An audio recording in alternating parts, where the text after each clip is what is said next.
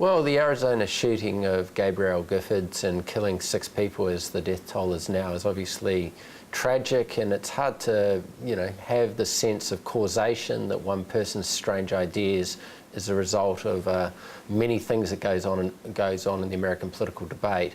But it is interesting that people have jumped to this conclusion that this discussion is out there. The sheriff in Arizona made this comment that I think has brought this issue to the fore, and it probably suggests that people are thinking the political environment has become one of a lot of invective, a lot of hate speech to an extent, certainly a lot of anti-Obama speech, anti-government speech, and it is interesting that this has led to a dialogue on this issue.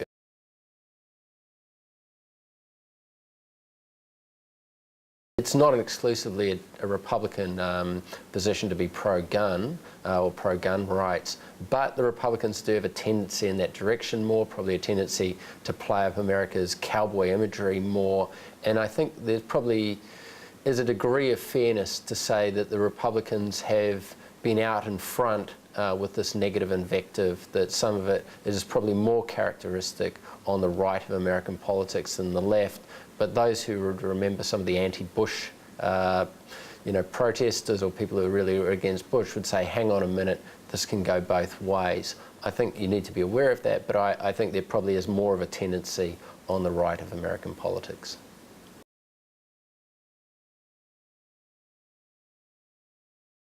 It's really how the politicians respond that I think where the parallels come out. And in '95, Bill Clinton gave what was, I think, quite an important speech for his presidency, where he really wanted to push back and say, look, some of this talk about being against Washington, that there's going to be a rebellion against the elected government, is nonsensical, it's irresponsible, we need to stop talking about like this. And I think this gave Clinton some degree of momentum, which his presidency really needed at this point, and was in some people's mind quite a turning point in getting him back on track after a very bad defeat that his party had suffered in 1994. And there are obvious parallels there with Obama, being able to maybe use this moment to say, look, we need more civility in our public discourse.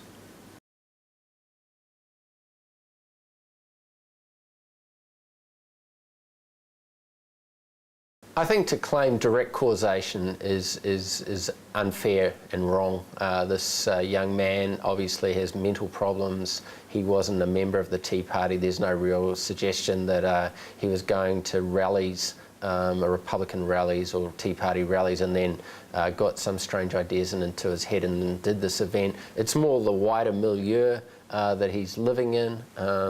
I think, like people who go to see a lot of violent movies or play violent video games, those arguments are always made if something really terrible happens, that those people, perpetrate these kinds of crimes. So I think it's more a general conversation that I think is really the big issue here. Direct causation, I think anyone who wants to claim that really is probably going far too far.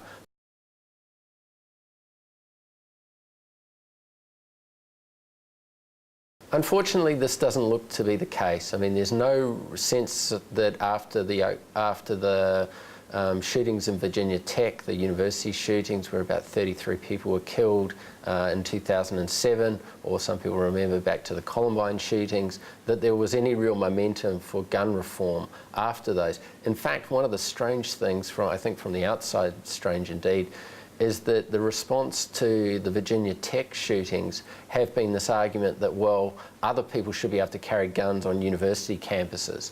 And there's a bill before the Arizona state legislature at the moment which would make it legal for university professors, so academics at American universities, to carry concealed guns. In fact, the push has been in the other direction to allow freer access to guns. I'd say there'd be a degree of sanity if it went in the other direction and tightened up gun laws, passed what was known as the Brady Bill laws at a state level, but I don't think that's very likely.